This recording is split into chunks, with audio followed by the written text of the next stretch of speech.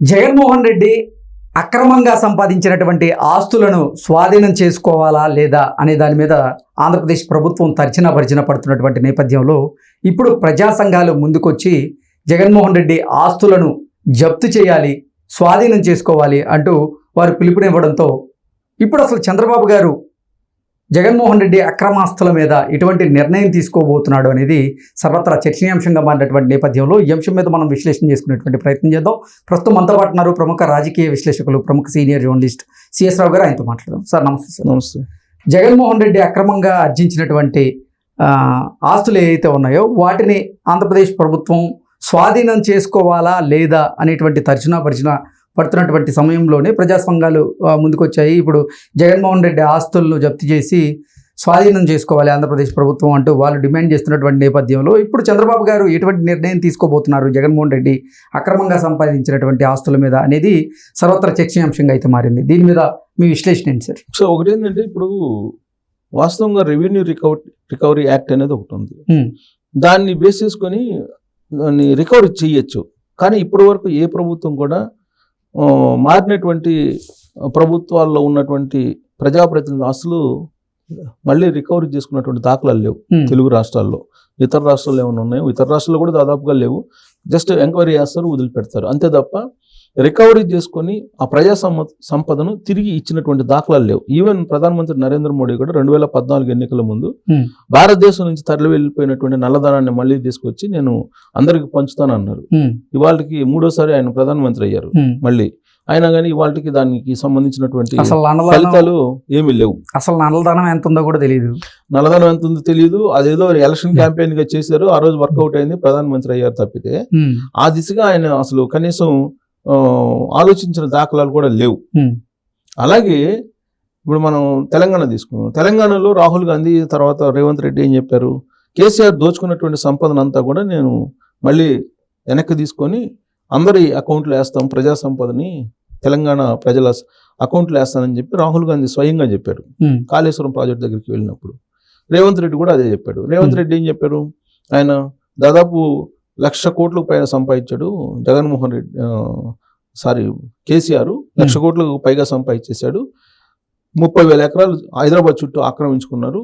కాబట్టి ఇవన్నీ నేను తీసుకొని మళ్ళీ వాళ్ళని జైల్లో పెట్టి మొత్తం ప్రజా సంపదను ప్రజలకు పంచుతానని చెప్పి రేవంత్ రెడ్డి కూడా చెప్పారు. అది సాధ్యమా? సాధ్యమైనటువంటి పరిస్థితి కాదు. ఎందుకంటే కాళేశ్వరం మీద జ్యుడిషియల్ ఎంక్వైరీ చేశారు రిటైర్డ్ జడ్జి తోటి. అలాగే యాదాద్రి తర్వాత యాదాద్రితో భద్రాద్రి పవర్ పాయింట్స్ దాని మీద వాళ్ళు ఒక ఎంక్వైరీ చేశారు. ఈ తర్వాత ఫోన్ ట్యాపింగ్ మీద ఎంక్వైరీ చేశారు. ఈ ఎంక్వైరీలు నడుస్తున్నాయి తప్పితే ఇప్పటివరకు ఏమన్నా ఫర్దర్ అరెస్టులు ఏమైనా ఉన్నాయి? ఒక అధికారులు అరెస్టులు తప్ప. పైగా కేసీఆర్ ఏమంటున్నాడు? అదేదో అధికారులు చూసుకుంటారు, మాకేం సంబంధం అంటున్నాడు. అంటే అధికారులు ఒక 4గురినేమో అరెస్ట్ చేశారు తప్పితే అంతకుమించి రిజల్ట్ లేదు. సో రికవరీ చేసుకునే అవకాశం ఉందంటే అసలు ఆ కాళేశ్వరం దెబ్బతినలేదని వాళ్ళు అంటున్నారు. సో ఇలాంటి పరిస్థితుల్లో కొన్ని రాజకీయపరమైనటువంటి విమర్శలు ప్రతి విమర్శలకు పనికొస్తాయి తప్పితే అవి వాస్తవ రూపంలో ప్రజలకు అవి మళ్ళీ తిరిగి ఇచ్చేటువంటి పరిస్థితి ఉండదు. ఏపీలో కూడా ఇప్పుడు జగన్మోహన్ రెడ్డి ముఖ్యమంత్రిగా ఉన్నప్పుడు ఆయన దోచుకున్నటువంటి భూములు చాలా ఉన్నాయి. అసలు కొంతమంది ఏం చెప్తారంటే భారతీ రెడ్డి అక్కడెక్కడ 100 ఎకరాలు రాయించేసుకున్నారు అని చెప్పి చెప్తారు బినామీ పేర్లతోటి. కొన్ని 100 ఎకరాలు రాయించేసుకున్నారని చెప్పి కూడా ఈవెన్ ఒక రిజిస్టర్ ఆమె పేరు నేను చెప్పను కానీ లేడీ, ఆ రిజిస్టర్ చెప్పారు భారతీ రెడ్డి అక్కడ దాదాపు 300 ఎకరాలు రాయించుకున్నారు, ఇంటికి పిలిచి మొత్తం రాయించేసుకున్నారు అని చెప్పి ఒక చెప్పడం జరిగింది. అంటే ఈ విధంగా అక్రమాస్తులు ఎన్ని బినామీ పేర్లు పని ఉన్నాయో తెలియదు.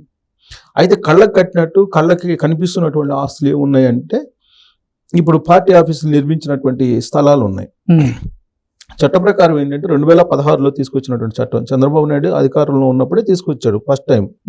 దాని ప్రకారం ఏంటంటే 50% దాటితే గనక ఏ పార్టీకి అయినా సరే ఆ పార్టీకి మ్యాక్సిమం 4 ఎకరాలు తీసుకోవచ్చు పార్టీ కార్యాలయాలు పెట్టుకోవడానికి అని చెప్పి చెప్తూ దానికి ఏదో రేషియో నిర్ణయించారు, సభ్యుల సంఖ్యను బట్టి రేషియో నిర్ణయించారు.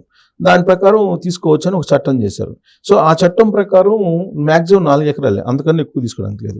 కానీ జగన్మోహన్ రెడ్డి ఏం చేశాడు? తన అధికారాన్ని ఉపయోగించుకొని దాదాపు 20 ఎకరాల నుంచి 30 ఎకరాలు అట్లా ఆక్యుపై చేసేసాడు. ఒక్కొక్క పార్టీ కార్యాలయానికి ఒక్కో జిల్లాలో. ఓకే. దాదాపు జిల్లాలు మొత్తం 26 జిల్లాలు ఆయన చేశాడు. ఈయన వచ్చి 32 చేసినట్టున్నాడు చంద్రబాబు నాయుడు. ఆయన 26 జిల్లాలకు గాను 19 జిల్లాల్లో ఆల్రెడీ వాళ్ళు ల్యాండ్స్ అలాట్ చేసేసుకొని భవనాలు కూడా కట్టేసేసారు. ఆ భవనాలను చూస్తే కనుక అవి ఇంద్ర భవనాలు లాగా ఉన్నాయి, ప్యాలెస్ లాగా ఉన్నాయి. ఒక్కొక్క జిల్లాకు ఒక్కొక్క ప్యాలెస్, ఒక్కొక్క హెలికాప్టర్ ఈ రేంజ్ లో వెళ్ళిపోయాడు జగన్మోహన్ రెడ్డి.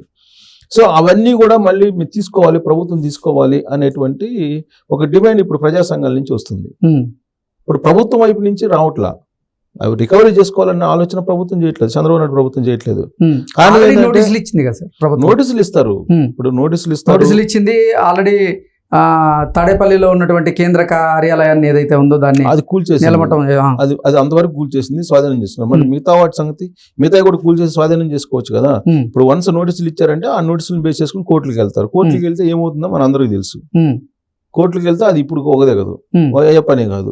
అయితే ఇప్పుడు రాజకీయంగా దాన్ని ఏమంటున్నారంటే తెలుగుదేశం పార్టీ వాళ్ళు అధికారంలో ఉన్నప్పుడు కూడా వాళ్ళు కూడా తీసుకున్నారు, వాళ్ళు కూడా భవంతులు కట్టుకున్నారని సొంత మీడియాలో సాక్షి వాళ్ళు డిస్ప్లే చేస్తున్నారు ఇది తెలుగుదేశం పార్టీ కార్యాలయాల్ని.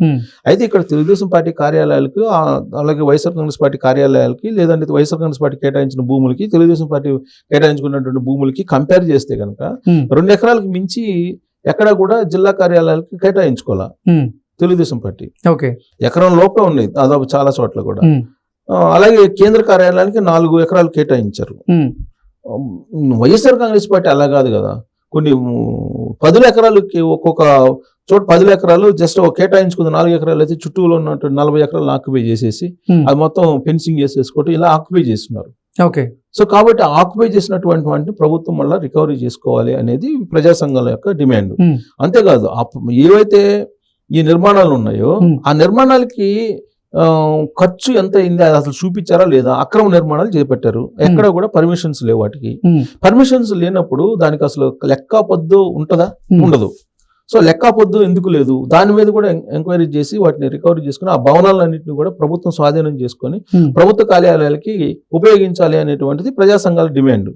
సో ఈ ప్రజా సంఘాల నుంచి ప్రజల నుంచి ఒక ఉద్యమం వస్తుంది. జగన్మోహన్ రెడ్డి అక్రమ ఆస్తులు ఏవైతే ఉన్నాయో ప్రజల నుంచి దోచుకున్న సొమ్ముని దాన్ని రికవరీ చేయని చెప్పి చంద్రబాబు నాయుడు మీద ఒత్తిడి వస్తుంది.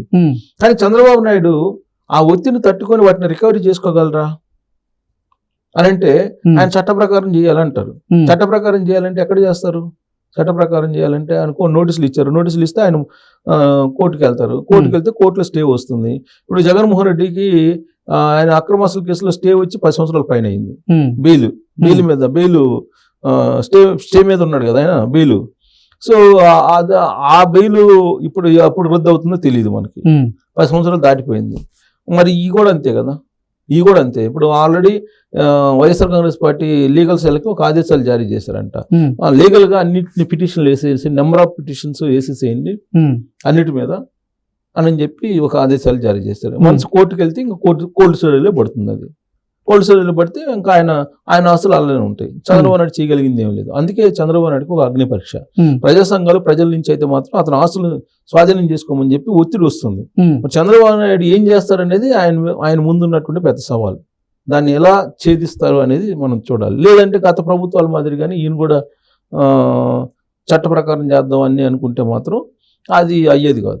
ఓన్లీ రాజకీయ పరమైన ప్రచారం వరకే పరిమితం అవుతుంది. ఆ అక్రమాస్తులకు సంబంధించి 1 సెంటు కూడా ప్రభుత్వం తీసుకునేటువంటి అవకాశమే ఉండదు. ఓకే అండి.